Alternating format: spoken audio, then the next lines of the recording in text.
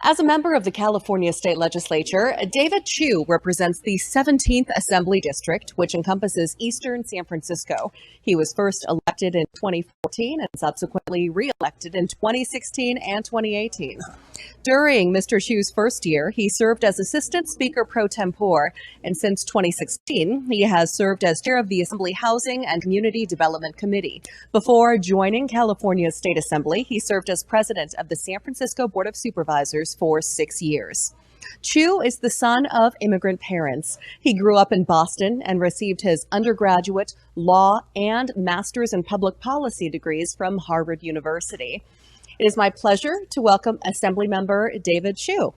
There he is. Assemblymember Chiu, hi. Hello, Papa. So glad to see you. Wasn't sure what else I was going to do. Assemblymember Chiu, to our program today. If you'd kindly begin by telling us your personal story, how you grew into the leader that you are today. Well, first of all, let me just start by thanking APAPA for hosting this wonderful symposium. I'm saying hello from San Francisco, which a district that includes the oldest Asian neighborhoods, not just in California, but in our country, including San Francisco's Chinatown, our Japantown, Little Saigon, former Manila Town, etc. Probably like every API elected official you've heard from today, I certainly did not grow up thinking I was going to become an elected official. I like to say that I thought I wanted to be what many children of immigrant Asian parents want their kids to be, which is a doctor. But in my freshman year in college, there was a hate crime that involved some Asian college students at a nearby university. And there was a call put out to Asian students to show up on this campus to protest an administration that had refused to do anything about the hate crime that had impacted about 8 Asian college students at a formal dance. And that was my beginning to activism. I decided to switch my biochemistry major into being a political science major, started studying the Civil Rights Movement, the Chinese Exclusion Act, the Japanese American internment, the murder of Vincent Chin, decided to just take a real kind of career detour. And then in part because we're having a major statewide conversation about affirmative action, I will mention that when I was in college, there was a public policy fellowship program that really was an affirmative action program to encourage minority students to enter into careers of public service. And I was given a fellowship by this program to attend public policy school, and that sort of set me on the path that I'm on today. And it was many, many years later, literally a couple decades later, that I was in San Francisco as a community activist, and a seat opened up on our San Francisco Board of Supervisors to represent San Francisco's Chinatown, that for 160 years had never been represented by someone who looked like us. And that was really the start of my political career. This was now 12 years ago. At the time, and even to this day, Chinatown, as I think many of you know, is where so many Asian immigrants get their start, but is also an incredible community of a lot of need. Where over half of the folks in my district at that time didn't make a living wage. Almost all of our Chinatown residents, or many of them, didn't have health care.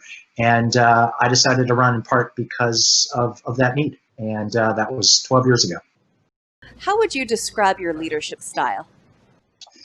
I think leadership requires a lot of different facets. At times, you've got to be a dogged fighting champion. Really pushing where you may not have folks who want to go in the same direction. So there's that. But then also, I think it's important for leaders to be able to build consensus and hammer out tough negotiations and bring parties together. And sometimes you got to be a fighter. Sometimes you got to be the person that is trying to bring everyone to not exactly the lover, but getting people to work together. And being a leader often is trying to figure out and pick those moments of when you're going to be a fighter and be aggressive in pushing your agenda, and other times when you're trying to build that consensus and negotiate toward that agreement. So with that in mind and the various leadership styles, tell us about a leader who you admire and why. Oh gosh, where do we start? Since we're in an Asian American audience, I think when Fred Korematsu decided at his young age that he was going to step up and be arrested and be charged and convicted uh, of uh, of violating what was then the law, but what we now know, decades later, to be a gross violation of constitutional civil rights. That always speaks to me about how, as Martin Luther King said, the time is always right to do what is right. But at any time in history, you have to decide what is right. What's right in that context? When do you step up and lean in, versus when do you try to build more consensus to get things done? So, I mean, there are a lot of people I can talk to, but I will mention him. I'll mention also, in an unrelated way, the one and only elected official I worked for was not Asian. His name was Senator Paul Simon. He was a United States Senator, ran for president in the 1980s, and I was his last Asian American staffer. He often will tell a story about how, in part, he got his start because when his father, who was a religious minister during World War II, during the Japanese American internment, his father was one of the few religious leaders that stood in support of Japanese Americans. And he told me that he was embarrassed about his father's position at the time. And his father took a lot of grief in the 1940s for standing with JAs. But obviously, we know that he was on the right side of history. And so just thinking, Paul Simon told me that story to remind me of how important it is to stand up at the right time. And he was someone who also just exemplified both what it means to fight when others aren't fighting for people who need their rights vindicated, but also he was a great model in how you build consensus and really deliver results for your constituents.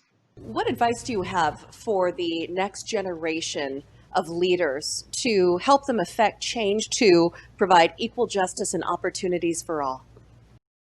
Well, I chair the Legislative Caucus, and I serve with a whole slew of firsts. We have 16 APIs in the legislature, and I serve with the first Filipino, Rob Bonta, the first South Asian, Ashikawa, our first LGBT API legislators, Evan Lowe, Todd Gloria, and others. And many of us, I'm the first Asian American to represent Eastern San Francisco in the legislature, and so on.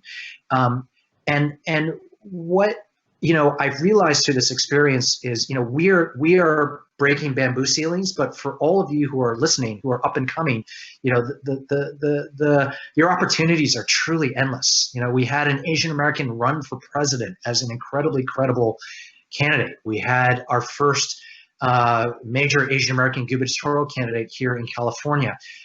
So I would say to all of you, the career that I have, I would have never guessed for myself 10, 20 years ago, but the sky is truly the limit for all of you. So first of all, don't set your sights low. But secondly, think about what it is that you love to do and do that. And hopefully it involves serving our community in some way. Hopefully it involves interacting with mentors who can show you the rope. But think about how your generation is going to build power in your community and in your generation in a way that, as someone who is 50 years old, my generation wasn't able to, but we still have been able to amass some significant political power. And to partially answer your question earlier about leadership is about setting that vision, figuring out tactically, strategically, what are you going to do to achieve that vision, and laying it out, building allies, building coalitions, building the leadership around the state and our country that we need to achieve where our community needs to go. So there's no one simple answer, but hopefully I try to throw a couple things at you. I'm going to give you an opportunity to give a little advice by stepping back into the time machine now. What advice would you give to your 20-something-year-old self seeking a career in public leadership? I would say, the cliche, work hard, but have fun while you're doing it, and understand that there are a lot of people around you who will be partners in your 20s, but also potential allies moving forward. I'll give this funny little anecdote. When I was in my late 20s, I was a civil rights attorney, and I had a group of Asian American progressive activist friends who we enjoyed going out and having fun. And there were 7 of us that decided to start throwing a regular happy hour, and it was literally called HAPI hour, happy hour. And the seven of us became a couple thousand of us that once a month would show up at an Asian-owned bar, and the bar owners agreed to donate half of the proceeds to Asian nonprofits that we chose. And so we did this for a number of years, built up a lot of support for organizations we cared for, raised a lot of money, had a really good time. And it turns out of those seven, five of us have run for office and are in elected office. And we never expected that. None of us at the time would have thought that that was true, but we were able to do some good and have some fun and actually long-term get some benefit out of it that we didn't see at the time. That is such a cool story. Maybe there's a happy hour group of young people right now about to become elected officials. If there is, invite me to it. Love to come. Yeah. Assemblymember David Chiu, thank you so much for sharing your wisdom and your time with us today. Thanks for having me on.